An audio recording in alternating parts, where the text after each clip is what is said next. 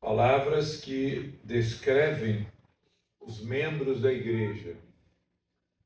Os membros são descritos por algumas palavras e nós já vimos praticamente dessa lição, que é a lição número 7, quase todos os termos que são apontados aqui para os crentes.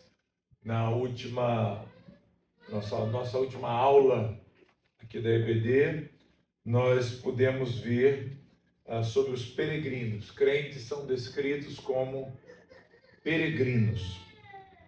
E hoje o nosso alvo aqui da lição é falar sobre o último ponto de número 5, servos. Na próxima lição, nós ainda veremos algumas outras palavras, na lição número 8, que também apontam para essa realidade. São mais 5 palavras que serão apresentadas e nós olharemos para cada uma delas. Queridos, todos entraram já, então vamos orar para dar início a esse momento de estudo. Senhor Deus e Pai, nós te damos graças pela oportunidade de nos reunirmos aqui em mais uma EBD para estudar a Tua Palavra. Que o Senhor nos conduza através desse estudo, nos alimente, nos fortaleça, nos abençoe ricamente. Em nome de Jesus. Amém. Queridos, eu estou com a voz muito ruim. Eu peguei não sei se foi uma gripe, alguma coisa assim, mas a garganta inflamou essa semana inteira, passei muita dificuldade. Então me perdoe aqui se falhar. Vou tentar da melhor maneira possível conduzir aqui a nossa aula. Então, abra aí a sua revista, quem tem aí a revistinha. Vamos ver aí o quinto ponto, o ponto que encerra essa lição de número 7, que vai descrever os crentes aqui como servos, os membros da igreja. Essa é uma outra palavra que vai designar quem são os membros da igreja, né? E aqui ele vai abordar os membros, chamando-os de servos, porque a Bíblia aponta para essa realidade e nós veremos aqui algumas referências bíblicas. Então, nesse ponto aqui que vai encerrar a nossa lição, ele vai nos apresentar algumas referências bíblicas para que a gente possa desenvolver esse conceito apresentado aqui. E aqui então estão alguns textos bíblicos, você pode ver aí na sua revista também, são apresentados e o Otávio vai disponibilizar aí também na tela. O primeiro texto é o texto de Marcos 10, 42 ao 45. Também nós usaremos o texto de Romanos, capítulo 1, verso 1 também.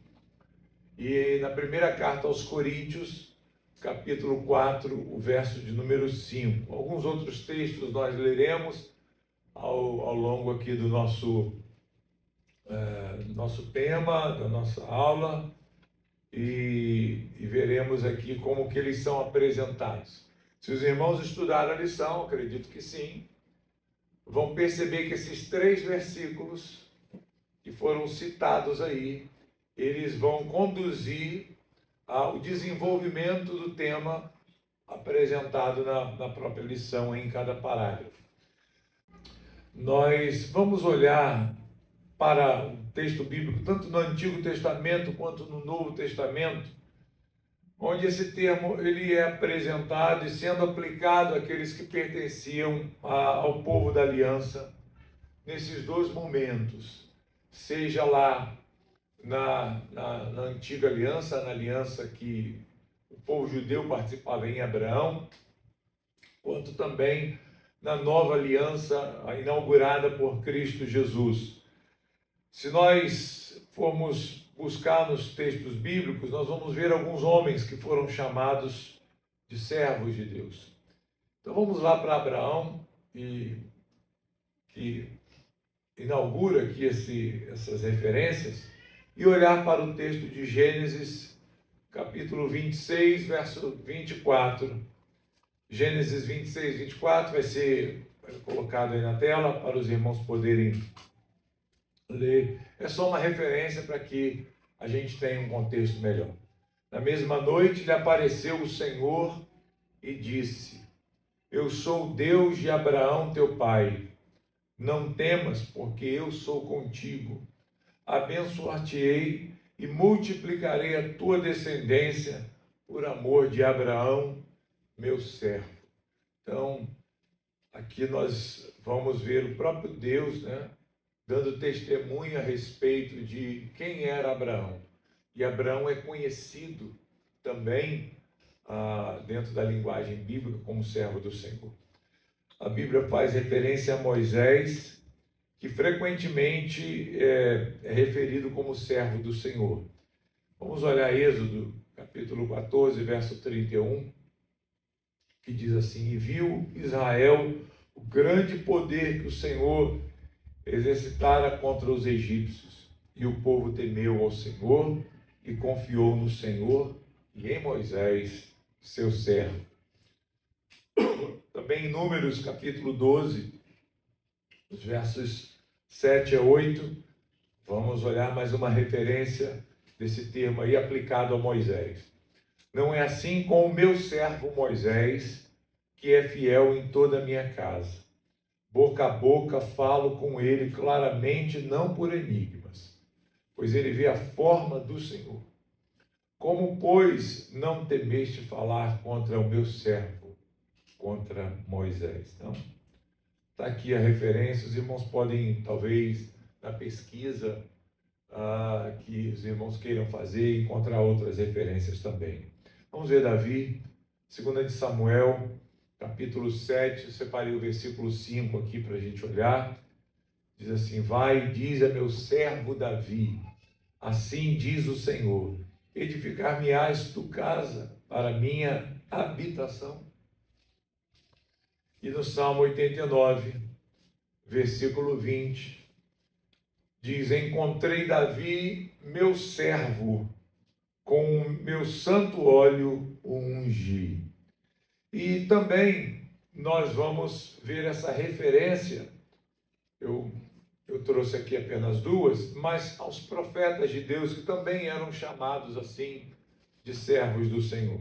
Isaías, capítulo 20, verso de número 3, então disse o Senhor: assim como Isaías, meu servo, andou 3 anos despido e descalço, por sinal e prodígio contra o Egito e contra a Etiópia. O texto vai ser desenvolvido aí no verso seguinte. Mas veja aqui a referência a Isaías, que foi alvo até da pregação nessa manhã do Davidson, sendo apontado como um servo de Deus, um profeta do Senhor e servo do Senhor. Jeremias capítulo 7, versículo 25, diz assim: Desde o dia em que vossos pais saíram da terra do Egito até hoje, enviei-vos todos os meus servos, os profetas, todos os dias, começando de madrugada, eu os enviei. Então aqui trazendo uma abrangência maior, mostrando que não apenas Isaías, talvez um profeta, um dos mais conhecidos do Antigo Testamento, mas todos os demais profetas também, que foram enviados pelo Senhor, falaram em nome de Deus, são chamados pelo próprio Senhor de seus servos. Então, eu quis trazer esses textos, irmãos, apenas para nós termos essa compreensão um pouco maior de como que essa expressão, ela também se aplica aos crentes da antiga aliança. Como ela está presente, ligada e conecta também aqueles que viveram antes de Cristo a esta mesma realidade que nós, agora debaixo da nova aliança, desfrutamos aqui. Na nova aliança, nós temos Cristo como servo. Nós olharemos para essa realidade aí e entenderemos isso em alguns textos, né? Jesus como um exemplo supremo de servo, que é descrito num dos textos mais conhecidos de Isaías, Isaías 52 e 53. Vamos ver primeiro Isaías 52, o versículo 13, que inaugura essa realidade. E esse texto ele vai seguir, eu não vou ler aqui porque é um texto longo e nós já conhecemos, mas vou ler apenas o verso 13 que diz: eis que o meu servo procederá com prudência, será exaltado e elevado e será muito sublime. E aí ele vai descrevendo o próprio Cristo, entrando no capítulo 53, que é o texto de Isaías talvez mais conhecido, ou que esteja bem conectado com a nossa realidade, seguindo até o versículo 12. Então, desde aqui do versículo 13 do capítulo 52 ao versículo 12 do capítulo 53 seguinte, né, ele vai descrever Jesus como esse exemplo de servo supremo, descrito aqui no Cântico do Servo de Isaías. E também Jesus é descrito assim nas passagens do Novo Testamento, né, como aquele que serve. Vamos olhar então, irmãos, Mateus 20, versículo 28. Abra aí a sua Bíblia, Mateus 20. Se você quiser fazer essas anotações nesse trecho aí da lição, para complementar com referências bíblicas, tudo isso é importante, porque agrega ao nosso conhecimento, ao desenvolvimento do nosso estudo, e nos ajuda a encontrar algumas referências que vão corroborar com aquilo que está sendo dito na lição, com aquilo que a gente está ensinando aqui. Mateus 20, 28, está aí na tela também para os irmãos olharem. Tal como o Filho do Homem que não veio para ser servido. Quem é o Filho do Homem? O próprio Cristo, né? O próprio Jesus. Não veio para ser servido, mas para servir e dar a sua vida em resgate por muitos. Então está aí Cristo sendo apresentado nesse texto como aquele que veio para servir. Ele virá para julgar, ele voltará a esse mundo como um juiz supremo, que ele é, não como cordeiro, mas como leão, que vai julgar a todos os ímpios, trazer a sua justiça a esta terra, mas na sua primeira vinda ele vem como este servo para sofrer, para cumprir completamente a vontade do Pai. E um dos textos que talvez a gente tenha como mais descritivo dessa realidade é o texto de Filipenses capítulo 2, que certamente nós não poderíamos deixar de fora aqui dentro desse estudo. Filipenses 2, vamos ver o verso 5 em diante. Esse é um texto que você precisa, se não conhece, precisa conhecer e precisa ter em mente. Todos acharam? Filipenses 2, a partir do verso 5, diz: tende em vós o mesmo sentimento que houve também em Cristo Jesus. E aí ele vai descrever isso. Pois ele, Jesus, subsistindo em forma de Deus, não julgou como usurpação o ser igual a Deus. Antes, a si mesmo se esvaziou e assumiu a forma de servo, né? Assumindo a forma de servo, tornando-se em semelhança de homens e reconhecido em figura humana. A si mesmo se humilhou, tornando-se obediente até a morte, e morte de cruz, a pior morte que poderia existir. E Paulo vai descrever a partir do verso 9 a honra que lhe foi dada por esta obediência perfeita a Deus Pai, como um servo fiel ao Senhor. Bem, no Novo Testamento, na Nova Aliança, nós vamos ver os apóstolos e os primeiros cristãos sendo assim descritos como servos de Jesus. Paulo, ele constantemente vai referir-se a si mesmo como servo de Cristo. Inclusive, nós temos aí no texto da nossa passagem, nosso estudo de hoje, uma referência a esta realidade que é Romanos capítulo 1.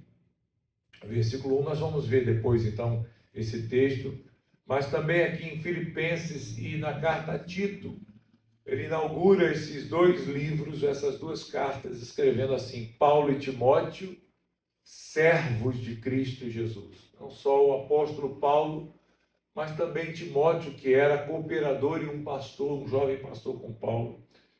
Ele ele recebe também esse título de servo de Cristo Jesus.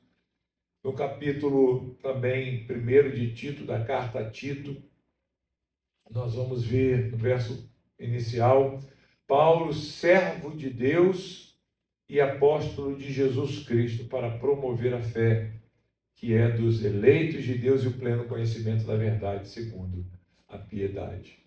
Vamos ver Tiago agora, irmãos. Aqui nós vimos a referência a Paulo. Eu só pulei aqui Romanos 1, que nós veremos daqui a pouco. Mas vimos Filipenses e Tito. Tiago escrevendo a sua carta, verso 1 do capítulo 1. Ele vai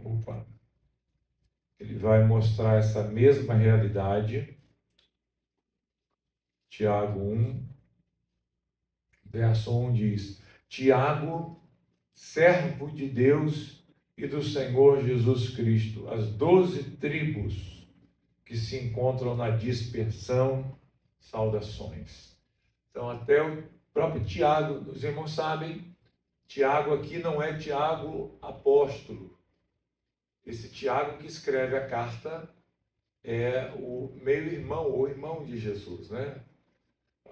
Ele também fez parte desse colégio de pastores, de servos, que conduziu a igreja, que ajudou a conduzir a igreja primitiva, já ali nos seus primeiros anos. E Tiago foi, inclusive, o pastor da igreja de Jerusalém e presidiu o primeiro concílio da igreja em Atos 15, os irmãos vão ver. Mas mesmo tendo essa prerrogativa de ter nascido na família humana ali de Jesus, filho de José e Maria, e meio-irmão de Jesus, ou irmão do Senhor, como ele é visto e descrito, ele coloca-se também sob o senhorio de Cristo. Ele se apresenta aqui não como um grande homem, mas como servo de Deus. E Pedro, o grande apóstolo Pedro, o Papa, o primeiro Papa, né, como dizem os católicos, ele não se apresenta aqui na sua segunda carta como esse grande homem, o grande Pedro, o escolhido, apontado pelo Senhor. Mas ele diz assim, verso 1, Simão Pedro, servo e apóstolo de Jesus Cristo, aos que conosco obtiveram fé igualmente preciosa na justiça do nosso Deus e Salvador Jesus Cristo. Que introdução de carta bonita, né, que Pedro faz aqui, né? Vocês perceberam a profundidade dessa declaração de Pedro? Texto muito lindo, que nos revela muitas verdades aqui doutrinárias. Irmãos, vamos desenvolver então aqui o nosso tema. Agora, apresentado aqui, já tendo apresentado esses textos para vocês, que nos mostram essa correlação daqueles que participam da nova aliança com aqueles que estavam na antiga aliança, que ambos também foram reconhecidos como servos. Vamos olhar aqui a nossa lição, e o texto é um texto pequeno, são apenas 3 parágrafos que nós temos aí, e a gente vai fazer essa relação através dos textos que são citados aí na nossa aula. Primeiro, irmãos, o primeiro parágrafo, ele procura aqui nos apresentar Jesus, o exemplo de servo. Amém? Jesus é o nosso exemplo de servo. Nós já vimos aqui Filipenses, nós já vimos aqui o profeta Isaías, nós já vimos o apóstolo Mateus apresentando essa realidade, mas a nossa referência aqui está no Evangelho de Marcos, os irmãos podem ver aí, no capítulo 10, e foi separado aqui os versículos 42 ao 45, embora nosso objetivo aqui é ficarmos apenas no verso 45. Então eu vou ler aqui para os irmãos esse primeiro parágrafo, depois nós leremos o texto bíblico e discutiremos sobre esse assunto. Então é dito assim: o conceito humano de servo é depreciativo. Humanamente falando, ser servo significa ser inferior, menor, insignificante. Contudo, não é este o conceito bíblico. Servo é um dos melhores títulos que um cristão deve aspirar. Ser como Jesus, que aí ele vai fazer a citação desse versículo final, né, de 45. Não veio para ser servido, mas para servir. Vamos então ler o texto, irmãos. Vamos ler Marcos 10. E o contexto é o seguinte: devemos sempre olhar para o contexto que vai nos apresentar o pedido de Tiago e João, dois irmãos, dois apóstolos de Cristo, que se apresentam numa ocasião a Jesus e dizem o seguinte: Senhor, nós queremos te pedir algo. Jesus, então fala. Diz: olha, no teu reino, conceda a nós que nós nos assentemos um à sua direita e o outro à sua esquerda. Esse foi o pedido de Tiago e João. Jesus então os exorta, os repreende, os corrige, mostrando para eles: olha, vocês não sabem o que estão pedindo, né? Vocês podem beber o cálice que eu bebo, hei de beber, e ser batizados com o mesmo batismo que eu serei batizado? E eles dizem: podemos. Então tá bom, receba aí, né? Vocês que pediram. Então vocês vão beber desse cálice e vocês vão ser batizados com o mesmo batismo. Ok. De fato, eles foram participantes dessa realidade. Todos nós, né, participamos dessa realidade. Mas Jesus disse: olha, quanto a sentar-se à minha direita ou à minha esquerda, não compete a vocês isso. Isso está reservado para aquilo que o Pai, para quem o Pai designou. Aí nós ficamos pensando, né? Quem serão aqueles que se assentarão à direita de Jesus? Mas não é o ponto aqui. Vamos adiantar aqui a nossa aula por causa do nosso horário, né? Senão a gente não acaba nem a lição 7 hoje. E aí Jesus então os corrige desse pedido, né? Que eles fizeram meio sem noção. Isso desperta a ira dos discípulos. Os discípulos ficam chateados porque, poxa, como assim você faz um pedido desse? Não é que os discípulos aqui estivessem pensando o mesmo que Jesus pensava. Talvez, é bem provável, que os discípulos estivessem aqui falando: pô, por que você falou primeiro que a gente? Disputando lugar, porque isso era uma prática comum, a gente percebe, ou pelo menos já aconteceu algumas vezes com os discípulos. Lembra que eles disputavam quem era o maior? Lembra disso? Então Jesus chama para si, vamos ver o verso 42 em diante, aqui que é o ponto. Mas Jesus, chamando-os para junto de si, tanto Tiago e João quanto os 10, diz assim: sabeis que os que são considerados governadores dos povos têm-nos sob o seu domínio, e sobre eles os seus maiorais exercem autoridade. Então é assim que a nossa sociedade é estruturada, não é? Nós estamos sujeitos às autoridades que foram estabelecidas pelo Senhor, gostemos delas ou não. Toda autoridade foi estabelecida por Deus. E Deus usa muitas das vezes até a vontade do povo para trazer juízo sobre aquele próprio povo. Mas sejam bons governadores o que nós desejamos, ou péssimos que nós fugimos deles, todos eles foram estabelecidos por Deus. Só estão ali porque Deus os estabeleceu e estão ali para governar, e nós devemos estar submissos a eles, enquanto isso não custar a nossa fidelidade a Deus. Até que ponto nós devemos, como crentes, nos sujeitar às autoridades estabelecidas? Até o momento em que elas não entrem em confronto com a palavra de Deus. Então, quando esse confronto existir, não há nem o que se pensar. Nós ficamos com a palavra e com a obediência a Cristo. E esses governadores, Jesus diz, eles dominam sobre aqueles que estão sobre eles, e eles exercem essa autoridade. Agora vamos trazer a perspectiva do reino de Deus. Vamos trazer aqui a ética desse reino. Ele diz, mas entre vós, uma realidade distinta dessa de fora, mesmo que ela esteja inserida dentro desse contexto humano. Ele diz, mas entre vós, não é assim.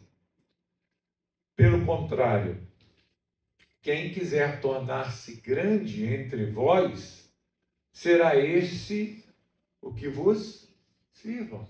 Você quer ser grande? Qual é a visão de grandeza desse mundo? Você ter poder. Se você está no poder, você é considerado grande, ganha respeito, domínio e riquezas. Você desfruta dessas benesses aí que a autoridade concede. Só que Jesus, quando aplica esta realidade para o seu reino, entre os seus discípulos, ele diz, não é assim com vocês. Se vocês quiserem ser grandes, vocês precisam ser servos. Sirvam. Ao servirem, vocês estão praticando esta ética do reino. Ele diz, seguindo o texto, verso 44, e quem quiser ser o primeiro entre vós, será servo de todos. O que está à frente do povo é aquele que serve a todos. Na igreja do Senhor existe uma organização, existe uma estrutura dentro da igreja. Todos nós somos iguais perante Deus, mas a igreja ela tem um governo, ela tem uma direção. Algumas são conduzidas por bispos, presbíteros, pastores, até apóstolo tem hoje, né? Não deveria. Pastora, né? Até, tudo isso existe na cabeça dessa gente. Mas como que há esse governo aqui? No reino de Deus, há de fato aqueles que conduzem o rebanho do Senhor. Pedro escreve isso, olha, vocês foram constituídos bispos sobre rebanho, pastores sobre o rebanho, então pastoreiem o rebanho de Deus. Ele vai descrever lá no capítulo 5 como eles não devem pastorear e como deve ser o pastorado. Então não há anarquia dentro da igreja. Esse conceito nos dias de hoje, que também permearam a igreja em várias épocas, de que eu não preciso me submeter ao meu irmão, a autoridades da igreja, porque eu sou servo de Cristo, eu devo satisfações a Cristo. Isso é errado. Porque Deus estabeleceu na sua igreja essa organização. Pastores, bispos, presbíteros, diáconos, seja o que for, foram estabelecidos na igreja, foram colocados numa posição de destaque, não para receberem glória, mas para serem os primeiros a servir, mas serem os primeiros a se entregar pelo rebanho. Eles servem de exemplos, eles servem de guias, e eles servem de sacrifício, servem a sua vida em sacrifício próprio, em benefício da igreja, do povo de Deus. Então é esse o conceito que Jesus está trazendo aqui, entenderam? Jesus está mostrando, quem quer ser o primeiro, vai ser servo de todos. Vai servir a todo mundo. O último é o que é servido, né? Então não queiram ser o primeiro com a visão do mundo. Não queiram ser o primeiro com a mentalidade mundana. Queiram ser o primeiro dentro do conceito bíblico do reino de Deus. Sirva a todos, seja o servo de todos. Então ele segue, pois, aí ele vai dar aqui a referência. Jesus vai mostrar aqui um exemplo próprio. Ele diz, pois o próprio Filho do Homem, está falando de quem aqui? Dele mesmo, né? Ele está fazendo uma referência a si mesmo. Ele está mostrando com a sua própria vida essa verdade para os seus discípulos. Pois o próprio Filho do Homem não veio para ser servido, mas para servir e dar a sua vida em resgate por muitos. Então, Você percebe aqui a disciplina que Jesus dá aos seus discípulos? Vejam na minha própria pessoa, disse Jesus. Eu não vim para ser servido por vocês. Eu vim aqui para servi-los. Eu vim para dar a minha vida em resgate a muitos. Então é assim que nós devemos ver o nosso serviço a Deus. Portanto, irmãos, como ele coloca aqui, nesse parágrafo introdutório, servo, o conceito de servo nesse mundo é depreciativo. O conceito de servo aqui, na realidade humana, transmite a ideia de alguém que é inferior, que não vale nada, que é desprezado. Ninguém quer neste mundo ocupar essa posição. Mas servo, dentro desse contexto eclesiástico, esse conceito evangélico, esse contexto do reino de Deus, é uma das maiores honras que nós podemos ter. E nós devemos desejar isso. Por isso que os apóstolos, eles se referiam a si mesmos como servos de Deus. Eles não se preocupavam aqui em ter um título elevado, embora expusessem isso em suas cartas, seja para a defesa do apostolado, seja para a identificação daquela carta, mas o caráter de servo estava sempre sendo manifestado nas suas declarações. Irmão Otávio, pode levantar a mão lá. Fala lá. É interessante que após a morte e a ressurreição de Cristo, fica tudo muito claro para esses discípulos, né? A gente leu até algumas cartas de Paulo e de Pedro, de Tiago, está muito claro nas cartas que eles entenderam perfeitamente após todos esses fatos, né? Esse daqui, nesse próprio capítulo 10 de Marcos, Jesus fala que era necessário que ele fosse entregue aos inimigos, né? Sacrificado, né? Crucificado. E é interessante que eles não entenderam, porque logo após que Jesus disse que essas coisas são necessárias, ele pergunta se esses dois discípulos tomariam receberiam o mesmo batismo, nesse sentido, né? Vocês conseguem isso? Sacrificar por todos? E eles dizem na ignorância que sim, né? E Jesus, mostrando misericórdia, ainda responde que sim, vocês vão tomar, mas no sentido de ser participantes depois desses realidade, né? desses sofrimentos, né? Mas nunca como Cristo. Nunca não dá, né? a ponto de você tomar esse mesmo cálice. Ele nem falou alguma coisa. Ele estava cumprindo, né? Sejam meus imitadores como filhos amados. Isso aí. Na posição de servo. Então, assim, veja, tem um texto de João, não vamos ler aqui hoje, mas os irmãos já conhecem, João 13, do 1 ao 17, né? Então, os irmãos leiam em casa, se não leram ainda, que eu acho meio difícil, né? Mas ali a gente tem o exemplo dessa realidade, quando Jesus lava os pés dos discípulos. Lembra dessa passagem? E Pedro até diz, a mim nunca lavarás os pés. A mim nunca. Jesus diz, tá bom, se eu não te lavar, você não tem parte comigo. Então, não, Senhor. Lava aqui a cabeça também, dá logo um banho completo. Jesus falou, não precisa, Pedro. Calma, aguenta, baixa, né? Baixa a bola. Então, esse é um exemplo de ser. Já imaginou isso, irmãos? Você já imaginou Jesus lavar seu pé? Você consegue imaginar essa realidade? Então, esse é o exemplo de servo que nos é deixado aqui. Irmãos, 11h40, né? Vamos terminar? Vamos conseguir aqui? Vamos ver o segundo ponto aqui. Jesus, o Senhor sobre os servos. Ele é Senhor sobre os... Nós somos servos. Mas quem é o nosso Senhor? É o próprio Cristo. Então veja aí, no segundo parágrafo, ele vai descrever essa realidade. E nós vamos tomar aqui Romanos 1, verso 1, para nos basearmos nesse ponto aqui. Paulo, servo de Jesus Cristo, chamado para ser apóstolo, separado para o Evangelho de Deus. Então, olha como que Paulo expressa essa realidade, né? Ele foi chamado pelo Senhor para ser apóstolo, e chamado de onde? Chamado de uma realidade de trevas. Muita responsabilidade, de honrarias. A gente percebe isso em Paulo.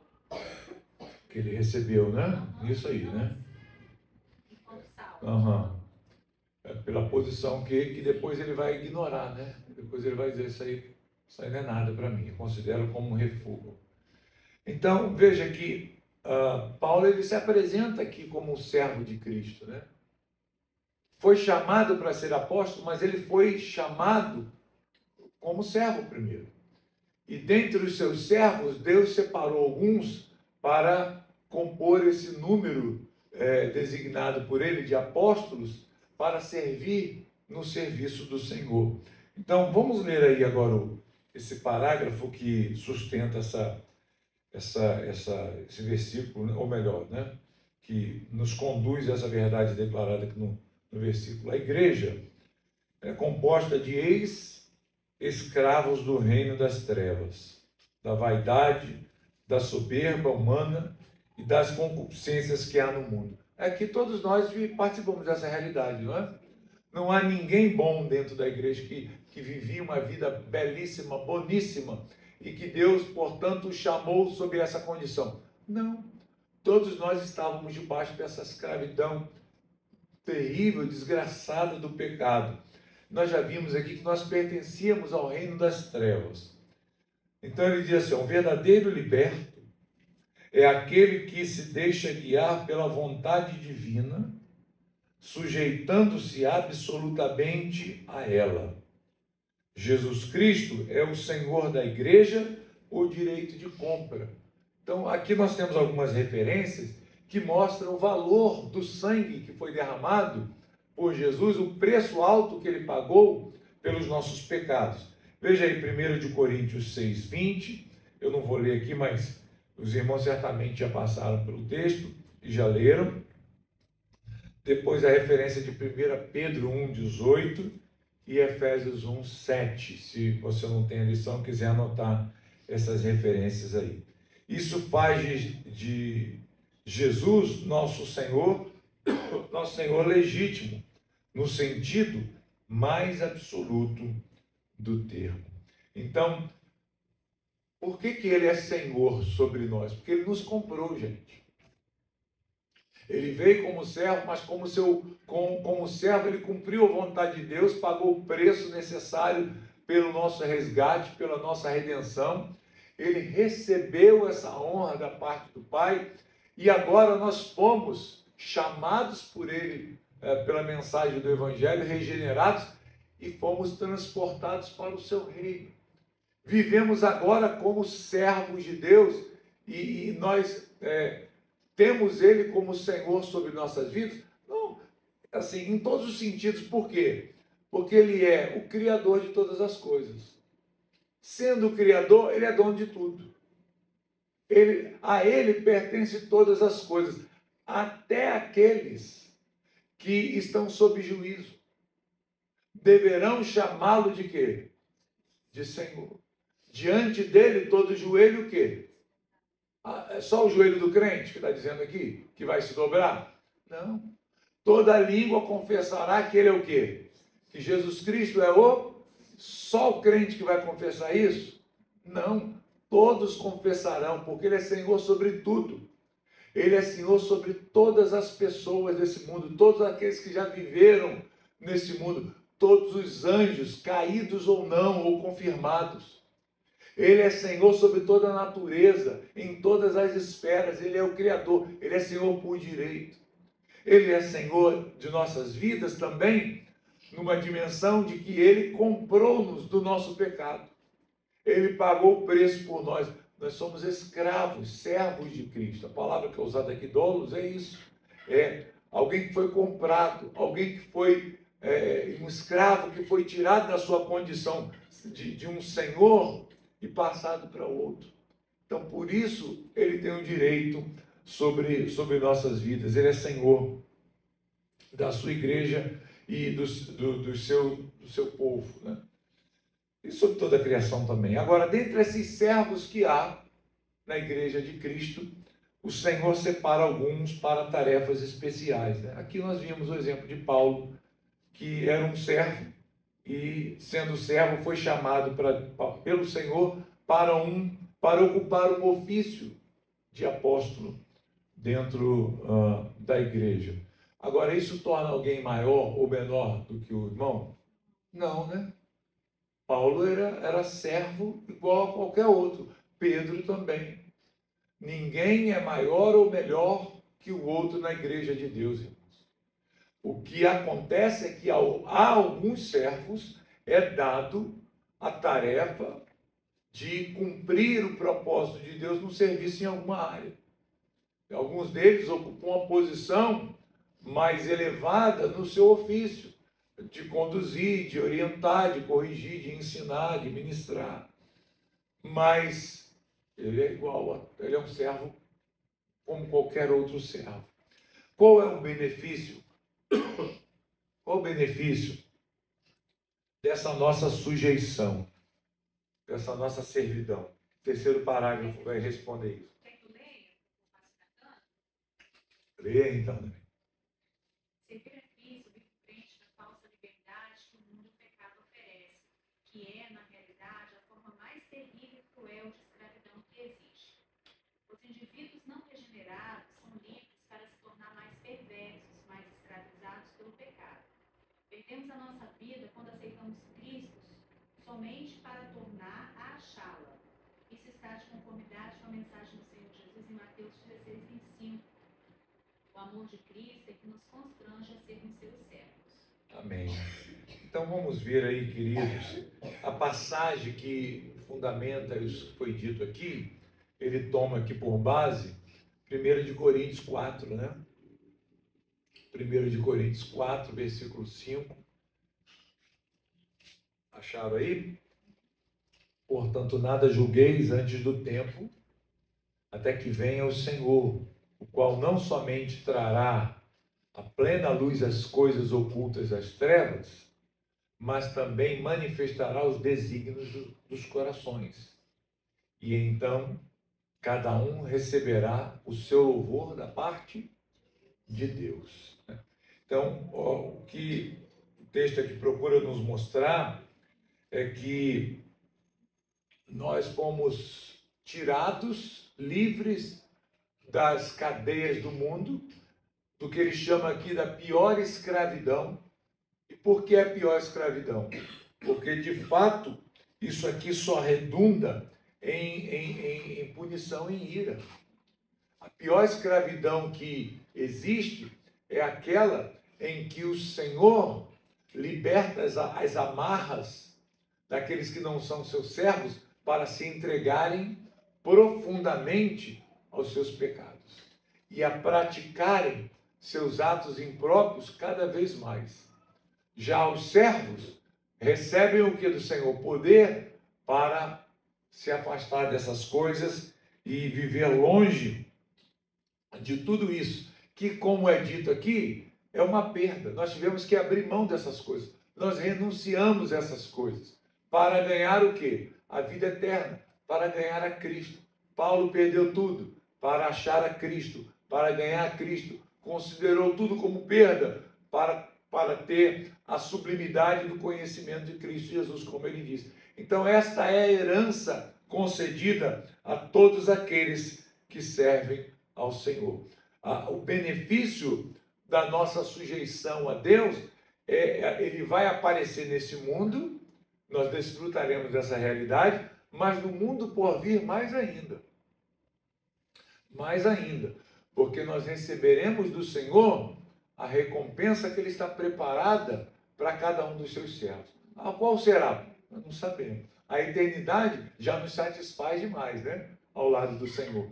Mas nós seremos contemplados também com bênçãos da parte de Deus reservada pela nossa obediência. Entenderam aqui, irmãos? Eu queria deixar... Quer falar? Fala.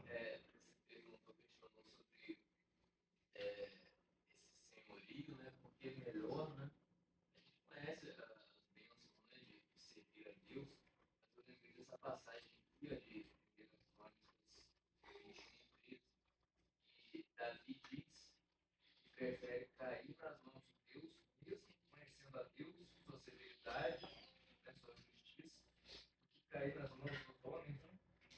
Porque conhece que Deus é misericórdia. tem essa compreensão, né? Serviço que recebe é um Senhor que é Misericordioso, né? Legal o texto. Eu vou separar aqui, irmãos, mais 3 textos para que a gente olhe e anote aí também. E eu vou encerrar então com essas 3 leituras aqui para complementar as nossas referências. A primeira está em Romanos 6, 22, que diz assim: agora, porém, libertados do pecado, transformados em servos de Deus. Veja a mudança de senhorio. Veja, nós não estamos soltos, somos servos de Deus. Tende o vosso fruto para a santificação e por fim a vida eterna. Então ele frutifica nessa vida, ele recebe a recompensa desse viver santo hoje como servo e também a vida eterna na revelação e manifestação de Cristo Jesus. 1 de Pedro, capítulo 2, verso 16 é outro texto que eu queria ler com vocês, que diz assim: como livres que sois, não usando todavia a liberdade por pretexto da malícia, mas vivendo como servos de Deus. 1 Pedro 2,16. Somos livres, temos a verdadeira liberdade e não usamos essa liberdade de forma errada, mas nós devemos viver nesse mundo como servos de Deus. Por último, Efésios 6, verso 6 também, nós encerramos com esse texto. Não servindo à vista, como para agradar a homens, mas como servos de Cristo, fazendo de coração a vontade de Deus. Amém, irmãos? Que Deus nos ajude a vivermos como servos dele.